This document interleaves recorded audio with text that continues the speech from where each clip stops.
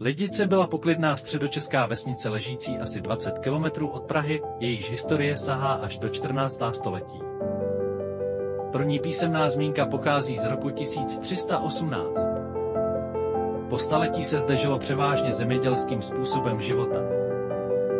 Lidice byly malé, ale své s kostelem svatý Martina, školou, hostincem, statky i rodinami, které zde po generace budovaly svůj domov. Vše se změnilo za druhé světové války. Dne 27. května 1942 byl v Praze spáchán atentát na zastupujícího říšského protektora Reinharda Heydricha.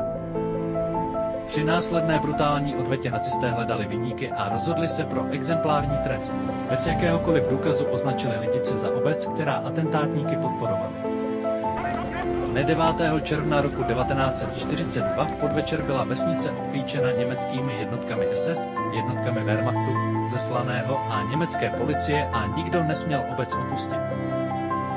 Organizační štáb celé akce už byl na místě a všemu velel. A na 10. června 1942 se na místo osobně dostavil Karl Hermann Frank, aby dohlížel na likvidaci obce.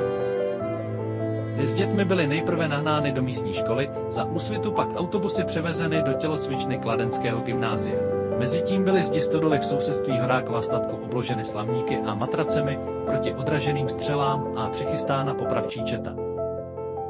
Lidičtí muži byli posléze vyváděni ve skupinách, zprvu po 5, pak po 10, na přilehlou zahradu a tam stříleni.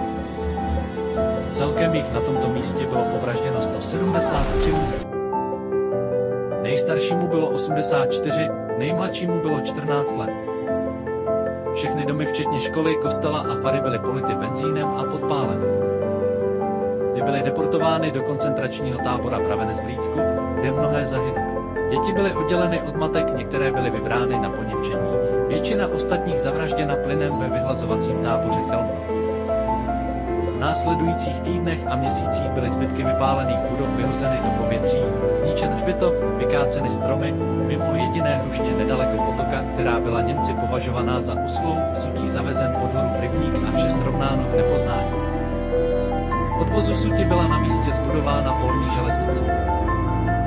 Dokonce bylo na několika místech posunuto koryto potoka, aby nic nezůstalo na svém místě. Filmové záznamy, pořízené samotnými nacisty, dodnes vydávají svědectví o díle zkázy. Věrstvo v Lidicích šokovalo celý svět. Jméno Lidice se stalo symbolem nacistické krutosti, ale i odolnosti a paměti. Po válce byla obec znovu vybudována nedaleko původního místa a dnes nese poselství míru, smutku i naděje. Na místě starých Lidic dnes stojí pietní území, muzeum a růžový sad, tichá připomínka toho, co nesmí být zapomenuto.